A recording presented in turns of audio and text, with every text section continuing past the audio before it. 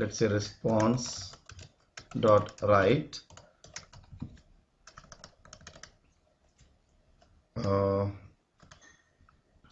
I'll give now means server date and time will get rendered there. Refresh, save and refresh. Now every time we refresh, we're getting the latest server time. So page is executing on server and the output is being rendered to the browser. Same thing you can actually also do by writing, let's say HR will use for separator, and then give here percentage equal to now. So this and this will generate same output. So when you are using percentage equal to, it also means response dot write only. Got the point? Every time you make a change to ASP page, you'll have to save here, go to the browser and refresh. That's how the latest will be reflected. Now let us say I want to render a table of some number like 10. How will I do this? So for this we need to write table tag. Let's say we give border 1 and inside this tr with td 10. Same thing I need to copy now.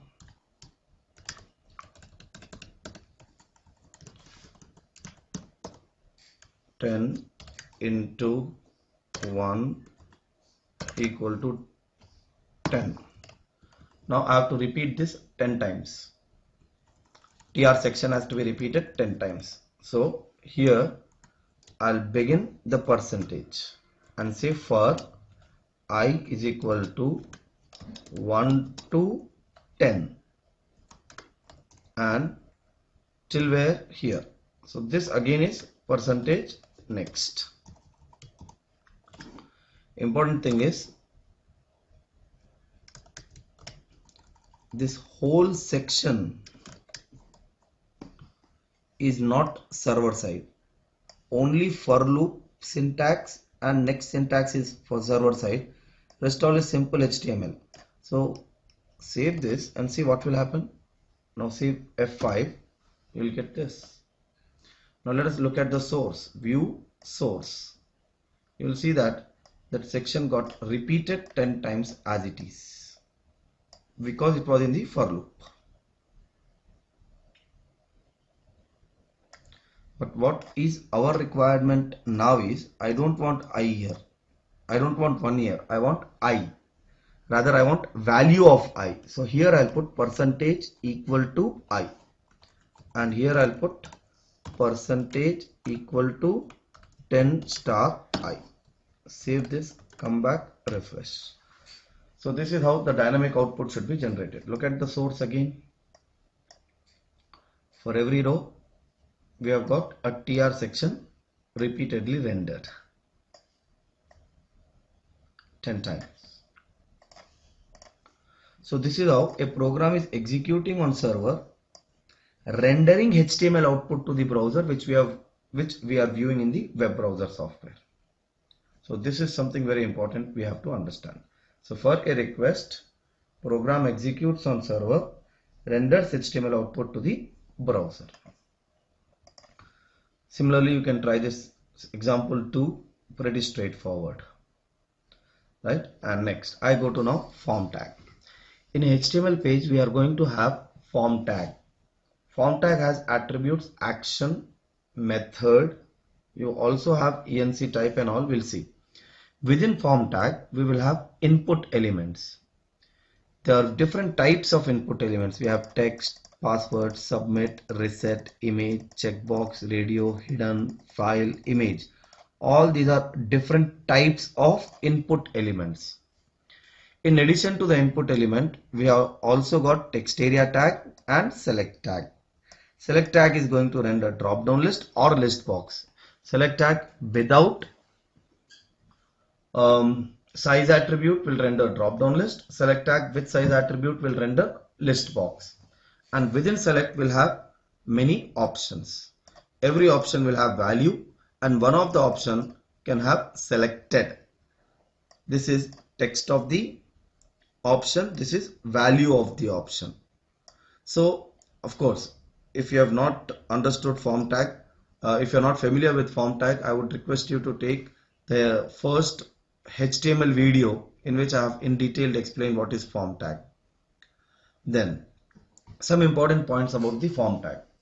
When the form is submitted, we'll have a input type is equal to submit. So when you click on the submit button of the form tag, a request is submitted to the server to a file which is specified in the URL, action attribute URL. So when the form is submitted, by clicking on a submit button, browser will establish connection with the server and will submit a request for a file or a URL which is specified in the action attribute of the form tag. Along with the request, name and value pair of all these input element is also submitted to server, including text area and select. Not only input tag but also text area and select, everything is submitted. So let us see some facts about form tag which everybody should know. Form tag cannot be nested in another form tag. See, in HTML everything we can nest in everything else except form tag. Nesting of form tag inside another form tag would really give you unexpected output. And the worst problem here is HTML would never say something is wrong.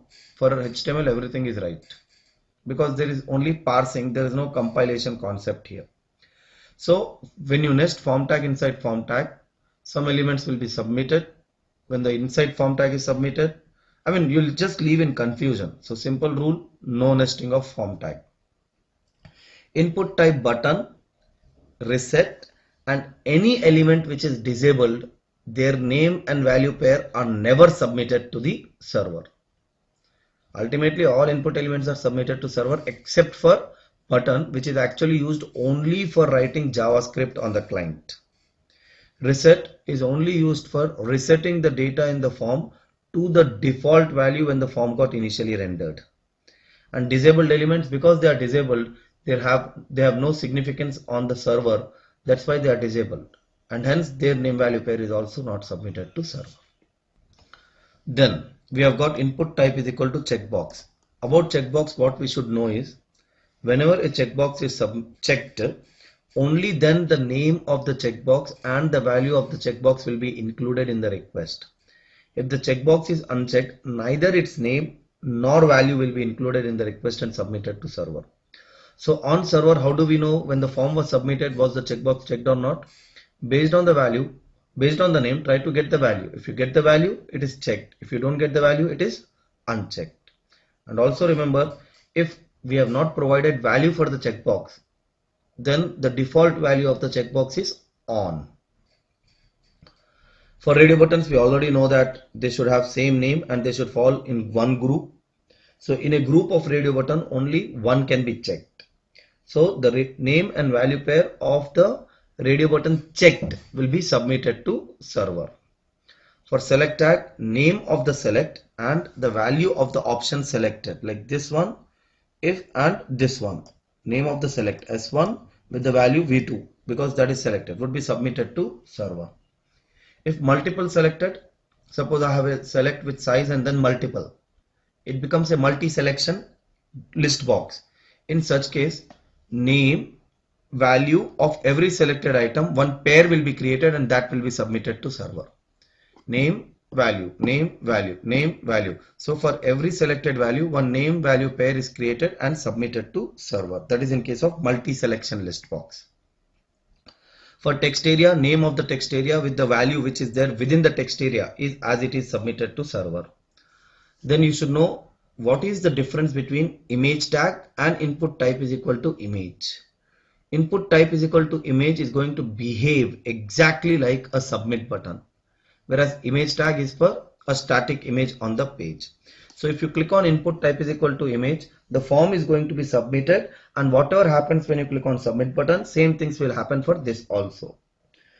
Then the 11th point is a form can have multiple submit buttons. So out of many submit buttons, remember the important point is only the name and value pair of the submit button which is clicked out of 4 or 5 submit buttons which